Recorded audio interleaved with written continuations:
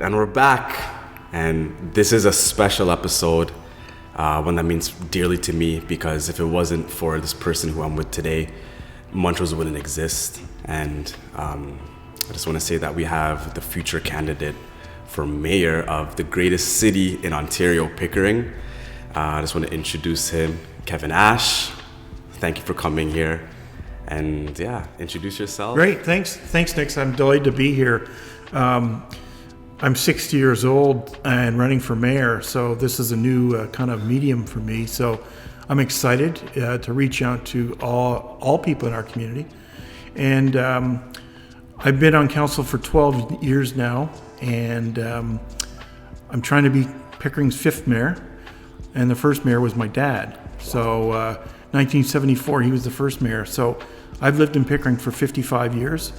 And October 24th is a big decision for the city and its residents. And I hope to be elected that night and create a great buzz around new council, which will have at least 3 new members. Wow. Yeah, the city of Pickering, the city, the people behind it, the staff, I feel like one of the greatest out there. Obviously, I'm going to be biased about this, but just watching the financials, see the inner workings and the development, which is huge for me. My entire family's here. I grew up here. My business is here. It's a lot to put on, I guess, one person. But how do you deal with all these challenges that the city arises? Like, how do you handle all that? Well, I think the city is at a crossroads. We have 3 candidates for mayor who have completely different visions for the future. My vision is about moving the city forward and having a growth that's responsible, orderly, and sustainable. And it includes a mixture of housing, high-rise, and choice in housing. And I think we have to do all that at the same time as we do renewal of our infrastructure, because that's what I hear at the doors. It's property taxes, it's infrastructure, and it's concern about the condos. So we have to do it in the right way. We have to do it in the right places. But the reality is, Nick, the government of Ontario says you have to have growth. You have to have this population base. So we've got to take that challenge head on, and we have to work with our communities to make sure that the redevelopment is done in a responsible manner that doesn't negatively impact existing residents. Yeah, and I feel I agree with you when we are at that crossroads. I feel like the playing field is very clear where the future of Pickering could either be stagnant and we could turn out like some other cities, or we could have a powerful city, maybe even greater than Toronto. Yeah, Durham's one of the fastest growing regions in all of Canada. Pickering will almost double in size in the next 25 years. We have all kinds of great things happening. We have the new casino, which is bringing in about $20 million a year in revenue. That's a lot of money for a budget of $125 million. But with that money, we'll be able to start investing in our community in terms of cultural groups, in terms of renewal of our infrastructure. We have a tourism opportunity there. Restaurant Row, $70 million investment by Porsche for Nice. only the 3rd Porsche experience in all North America. It's called Porsche Toronto, but it's really Porsche Pickering. I like the PP better than the PT. The other ones are in in Atlanta and in LA. Wow. We're also looking at renewal of our civic buildings in our city center, a new performing arts center, a new library, as well as a youth and senior center. So I want to make Pickering, we never really had a downtown, so we're developing one. Yeah. And the Pickering Town Center is a great opportunity to do that. Make people at a people place. Retail market's changing. Our mall is struggling a bit, so we need people. We need it to be a gathering place. Amazon's changed the way business work and how retail works. Yeah. So we have to meet that challenge. Yeah, I mean, I feel like the city of Pickering right now, like you have all this growth with buildings, residential that's happening, but for some reason everybody keeps going downtown. So what needs to happen that our people stay here and enjoy our amenities and enjoy the civics here? Yeah. Well, I keep saying to people, I want to be the jobs mayor. I want people not only to live here and play here, but to work here. Yeah. So I want more businesses. We also need more businesses to balance our revenue stream for property taxes, because right now 85% of our budget comes from the residential tax base, only 15 from commercial. So we need to get that higher, and we're having some success. But to your point about, I think we're still a bedroom community. People spend an hour on the GO train or on the Don Valley, and they spend an hour or an hour and a half on the way home. And they lose connectivity to our city because it's all about getting home and spending time with the family. So if we could change that and have people working in our city, as opposed to spending an hour or two or three commuting, I think that strengthens our sense of community by people investing in our community. Yeah, no, definitely. And there's so much plans for the future of Pickering, but what would you say are some of the hottest things that's going to happen in the next 10 years in Pickering? Well, this election has really become a referendum on growth. It all came from a very smart man who's a real estate agent who talked about 75 condos. And it's simply not going to happen just because we don't have the infrastructure for that. But it's been a talking point for a lot of people, and we have to take some of the growth. So we have to deal with that in a responsible manner. But in reality, there's been 7 buildings that have been either constructed or under construction. But they include a 14-story hotel at the casino, fantastic addition. Yeah. A 4-story health unit up on Brock Road, a fantastic addition. The Amica retirement residence at Pickering Parkway and Glendale, another fantastic addition. There's also two condos under construction by Chestnut at Universal City. So those things are all positive. And when we have more regeneration of our downtown, I want those condos to be transit friendly, so that people can walk to the GO train. It can be, using rapid bus lanes along Kingston Road. And, they should be in our city center. And as we move more east along Brock Road as well. And what's the, I know there's a lot of, hold up, and some people think that too many hands are getting involved. But for me, I love the growth, I love the population growth and just bringing that vibe. What's the hold up from all this building and construction? Well, the planning process takes a long time. And a number of the potential buildings are existing plazas. So there's tenants that have to be respected in terms of their lease and relocation. Small business is the backbone of our economy, so we have to be mindful of that. So it sometimes takes some time in terms of the redevelopment process. Building is not the only thing. You have to have water and sewer, and you have to do transit, and you need parks associated with it. So it's a huge infrastructure. The other thing is the market's changed a bit. So condo developers need to sell about 75% of their buildings, of the building, to get financing. And, interest rates and money's tighter. So it's a changed market. So things that might have been going up in 2 or 3 years might take 5 or 7 now. But there's certainly some in the hopper, and some will never happen. The ones on our waterfront were turned down. But there will be intensification a lot around our city center, around City Hall. Yeah, and I feel like there needs to be. Every successful city has, intense buildings, growth, population. And I hope I see that vision of, your vision of the city of Pickering come true, at least. But well, let me speak to that, because people say we don't want condos, and I get that. I'm not deaf to the concern about it. I've been here for 55 years. I knew it was when it was a sleepy little town and a bedroom community. But we have to do it in a responsible manner, in an orderly manner.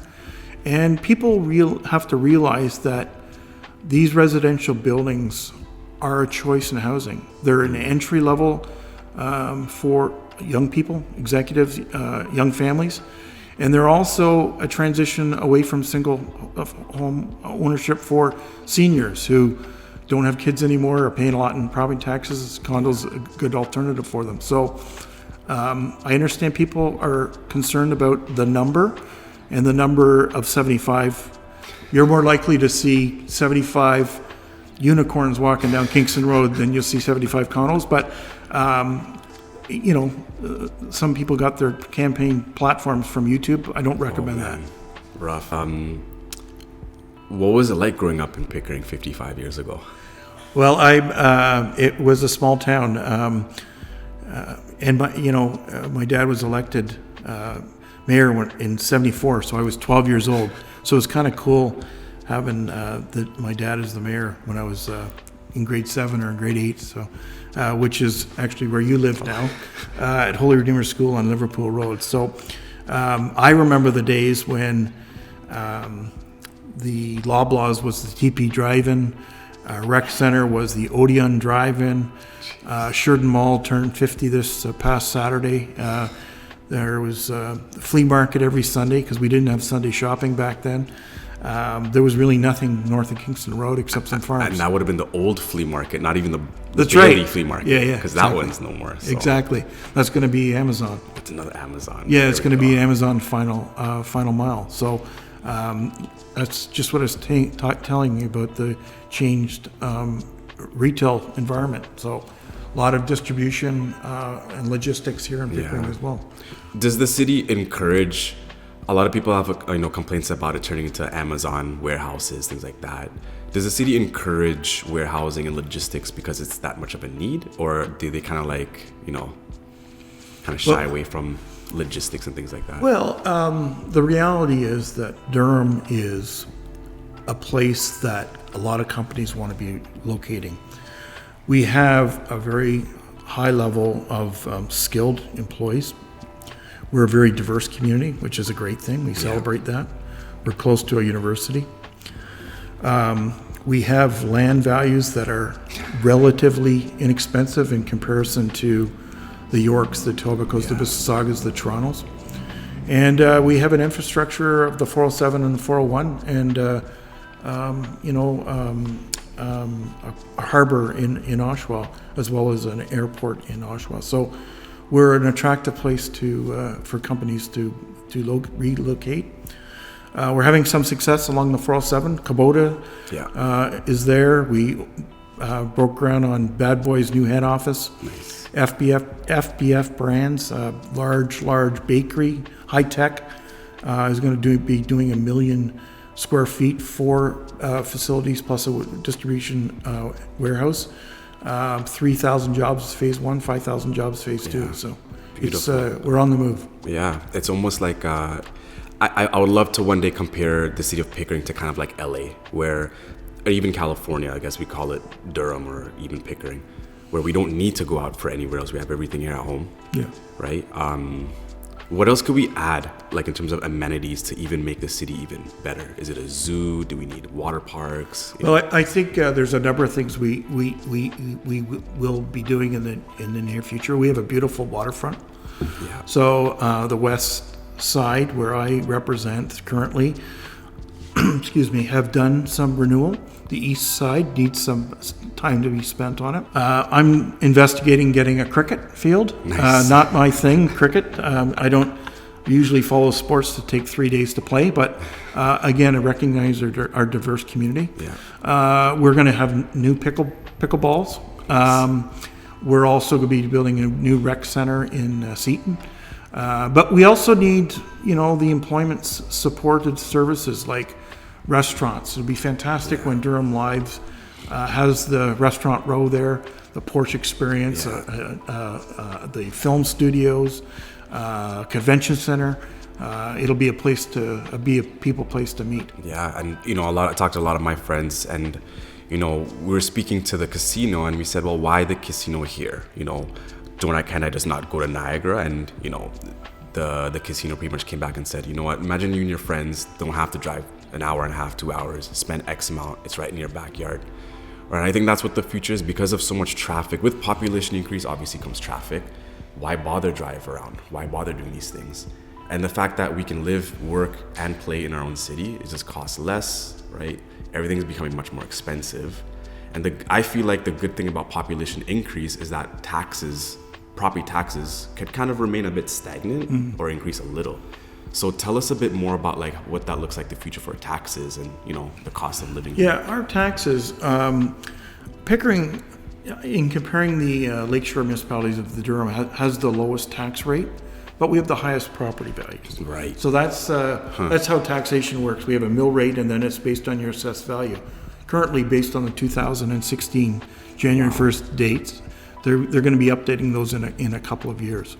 But 85% of our taxes come from the residential tax base, 15 from companies. When you pay your tax bill, the city only gets 30 cents on the dollar, right. The region gets 55 cents, and the province gets 15 for education. So we have to bring in more business. Toronto, it's 60-40, 60 residential, 40. Us, it's 85-15. So that's why they've got the advantages of a lot of facilities because of that. We've got to catch up. And as well, you mentioned the casino. That particular casino is doing very well, only a year and a half in. One of the highest grossing per table. And it's giving us about $20 million a year. That's a lot of money. Right. And, you know, hopefully that you get to have huge decisions. As mayor, right, what type of decisions are you able to make compared to being regional councilor? Well, the mayor has to have a leadership role in terms of you're only one vote. Yeah. There's 7 members of council. But I think it's important as a mayor to work with a team. I've got a 100-day plan. I want to start a strategic plan. Nice. I want to meet with our employee groups. I want to meet with stakeholders in the community. I want to engage and set short and long-term goals for each of us. And I want to be the jobs mayor. So I literally will travel the world to get more jobs here. Yeah. And I'm comfortable in doing that. And I think that's the key for us we're going to get the population base. We need the job base as well. And like, what kind of incentives would a commercial business come to Pickering versus anywhere else in the city or even Ontario? Like, why invest into Pickering? Sure. Well, I mentioned earlier, we have relatively inexpensive land. Yep. It's still expensive, but in comparison to our competitors for business, it's very affordable. We have a very diverse community. We should celebrate and embrace that. We have a very skilled, we're a fairly affluent community as well. And what you can do at City Hall is to streamline application processes, cut the red tape, have a concierge service that one-stop shopping. That's how we get the competitive advantage, and that'll be my goal, is to make this an easy place to do business, attractive place to do business, and I'll be a salesperson. So I'm fine with that. That's huge. I think that makes, and you know, there's so much companies out there around the world internationally, and I'm really happy that you are looking for businesses to come in here and to kind of expand, because that means a lot. It means people, you know, getting jobs and not having to go anywhere, and that's really huge. If it's something you want to tell the camera and to the people watching, now is your chance to do it, you know? Sure. Well, the city's at a crossroad, and voting starts. We have 8 days of internet voting, starting October 17th, going to October 24th. We have 1 day of paper balloting. And I don't think being mayor is an entry-level job. It's a $125 million business, 600 employees. I certainly wouldn't hire a CEO without any experience. So I asked the residents of Pickering to look at the candidates. What is their experience? What is their life story? How have they been? How committed they are to the community? We have candidates for mayor and council that have never been in the council chamber, which blows me away. I mean, I was running around the council chamber when I was 12 years old, so when my dad was involved. So I think it's a very, very important decision for Pickering residents. I asked them to consider my candidacy. Visit my website, www.kevinasheformayor.com. I'm on all the other social medias, TikTok, Instagram, Facebook, et cetera, and my wife thinks I'm crazy, but I've handed out my cell phone to 35,000 houses, 905-426-0996. There you go. And there you guys have it. Future candidate, future, hopefully, mayor of Pickering, the greatest city on Ontario. Kevin Ashe, just want to say thank you for coming by. It means a lot. Hopefully we score that W for Pickering, and hopefully everything goes out. All right, man.